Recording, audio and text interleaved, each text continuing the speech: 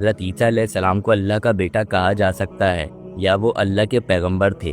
یہ سوالات صرف علم کے نہیں بلکہ عقیدے کے سوالات ہیں جو انسان کی سوچ، اس کے دین اور اس کی آخرت دونوں سے تعلق رکھتے ہیں۔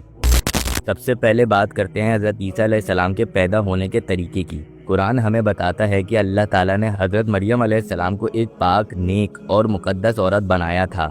وہ ایک عبادت گزار تھیں جو اپنے رب کے ساتھ گہری محبت اور لگن میں مصروف رہتی تھیں۔ جب وہ ایک دن اکیلی تھیں تو اللہ تعالیٰ نے اپنا ایک فرشتہ بھیجا جو ان کے پاس روح کی صورت میں آیا۔ حضرت مریم علیہ السلام گھبرا گئیں، لیکن فرشتے نے کہا کہ میں صرف تیرے رب کا بھیجا ہوا ہوں تاکہ تجھے ایک پاک بیٹا دوں۔ حضرت مریم حیران رہ گئیں، کہنے لگیں کہ مجھے تو کسی مرد نے چھوا تک نہیں ہے، تو میرے پاس بیٹا کیسے ہو سکتا ہے؟ فرشتہ کہتا ہے کہ یہ اللہ کا فیصلہ ہے، جب اللہ کسی کام کا ارادہ کرتا ہے تو وہ ہو جاتا ہے۔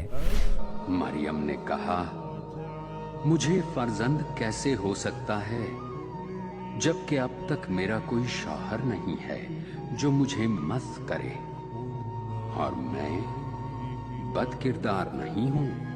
اسی طریقے سے حضرت عیسیٰ علیہ السلام پیدا ہوئے، نہ ان کا کوئی باپ تھا نہ کوئی ان کا رشتہ۔ یہ پیدائش ایک معجزہ تھی جو اللہ نے دنیا کو اپنی قدرت دکھانے کے لیے کیا۔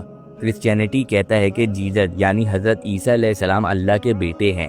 وہ کہتے ہیں کہ حضرت مریم علیہ السلام پر روح القدس نازل کیا گیا اور جیزس کا وجود ہوا۔ وہ اسے الہی جنم کہتے ہیں۔ وہ یہ بھی کہتے ہیں کہ جیزس میں انسانی روح کے ساتھ خدائی قوت بھی تھی۔ وہ کہتے ہیں کہ وہ ایک ایسے شخص تھے جو اللہ کے بیٹے ہونے کی وجہ سے دنیا میں آئے تاکہ انسان کے گناہوں کا کفارہ بن سکیں۔ لیکن قرآن اس عقیدے کو رد کرتا ہے۔ قرآن کہتا ہے کہ یہ اللہ کی شان کے خلاف ہے کہ اس کا کوئی بیٹا ہو۔ نہ وہ کسی کا باپ ہے نہ اس کا کوئی بیٹا ہے، وہ اکیلا ہے، بے نیاز ہے اور اس